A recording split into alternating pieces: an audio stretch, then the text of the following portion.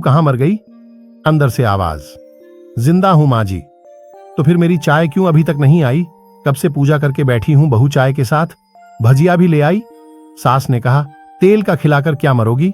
बहू ने कहा, ठीक है माँ जी, ले जाती हूं। सास ने कहा, रहने दे, अब बना दिया है तो खा लेती हूं।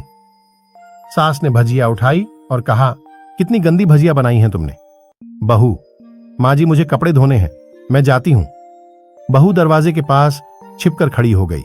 सास भजिया पर टूट पड़ी और पूरी भजिया खत्म कर दी। बहू मुस्कुराई और काम पर लग गई। दोपहर के खाने का वक्त हुआ। सास ने फिर आवाज लगाई, कुछ खाने को मिलेगा? बहू ने आवाज नहीं दी। सास फिर चिल्लाई, भूखे मारोगी क्या? बहू आई, आज इनके घर पूजा थी। बहू सुबह 4 बजे से उठ गई। पहले स्नान किया, फिर फूल लाई, माला बनाई, रसोई साफ की, पकवान और भोज बनाया। सुबह के 10 बज गए। अब सास भी उठ चुकी थी। बहू अब पंडित जी के साथ भगवान के वस्त्र तैयार कर रही थी। आज ऑफिस की छुट्टी भी थी, ये उनके पति भी घर पर थे। पूजा शुरू हुई। सास चिल्लाती, बहू ये नहीं है, वो नहीं है। बहू दौड़ी दौड़ी आती और सब करती। अब दोपहर के 3 बज गए थे। आरती की तैयारी चल रही थी। पंडित जी ने सबको आरती के लिए बुलाया और सबके हाथों में थाली दी। जैसे ही बहू ने थाली पकड़ी, थाली हाथों से गिर पड़ी। शायद भोजन बनाते हुए बहू के हाथों में तेल लगा था, जिसे वो पोंछना भूल गई थी। सारे लोग तरह तरह की बातें करने लगे। कैसी बहू है, कुछ नहीं आता, एक काम भी ठीक से नहीं कर सकती, ना जाने कैसी बहू उठा लाए। एक आरती की थाली भी संभाल नहीं सकी ये। उसके पति भी गुस्सा हो गए, पर सास चुप रही, कुछ नहीं कहा, बस यही बोल के छोड़ दिया, सीख रही है, सब सीख जाएगी धीरे धीरे। अब सबको खाना परोसा जाने लगा। बहू दौड़ दौड़ के खाना देती, फिर पानी लाती। करीब 70-80 लोग हो गए थे। इधर 2 नौकर और बहू अकेली। फिर भी वह, हाँ, सारा काम बहुत ही अच्छे तरीके से करती। अब उसकी सास और कुछ आस पड़ोस के लोग खाने पर बैठे। बहू ने खाना परोसना शुरू किया। सबको खाना दे दिया गया। जैसे ही पहला निवाला सास ने खाया, तुमने नमक ठीक नहीं डाला क्या?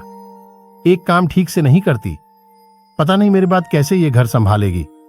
आस पड़ोस वालों को तो जानते ही हो ना साहब, वो बस बहाना ढूंढते हैं नुक्स निकालने का। फिर वो सब शुरू हो गए, ऐसा खाना है, ऐसी बहू है, ये वो वगैरह वगैरह। दिन का खाना हो चुका था। अब बहू बर्तन साफ करने नौकरों के साथ लग गई। रात में मां जगराता का कार्यक्रम रखा गया था। बहू ने भी 1-2 गीत गाने के लिए स्टेज पर चढ़ी। सास जोर से चिल्लाई, मेरी नाक मत कटा देना, गाना नहीं आता तो मत गा, वापस आ जा। बहू मुस्कुराई और गाने लगी।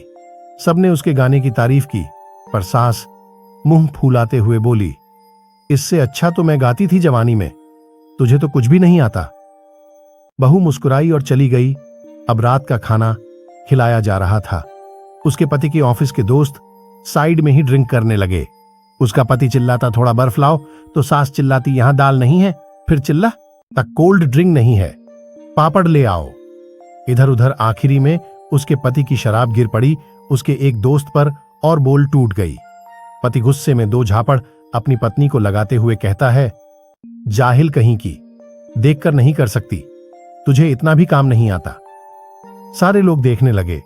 उसकी पत्नी रोते हुए कमरे की तरफ दौड़ी। फिर उसके दोस्तों ने कहा, क्या यार, पूरा मूड खराब कर दिया, यहां नहीं बुलाया होता, हम कहीं और पार्टी कर लेते।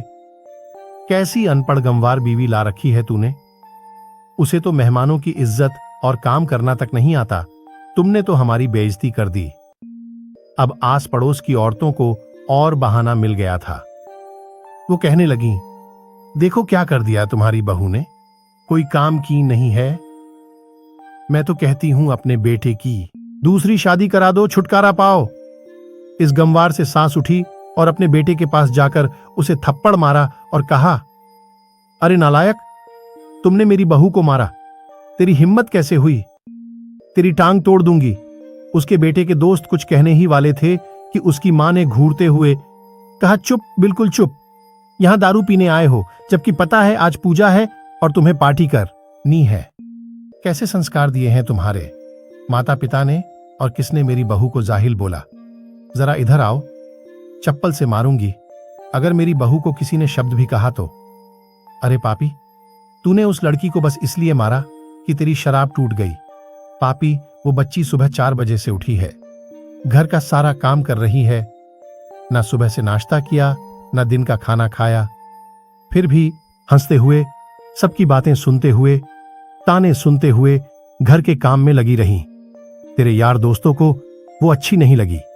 जूते से मारूंगी तेरे दोस्तों को जो कभी उन्होंने ऐसा कहा।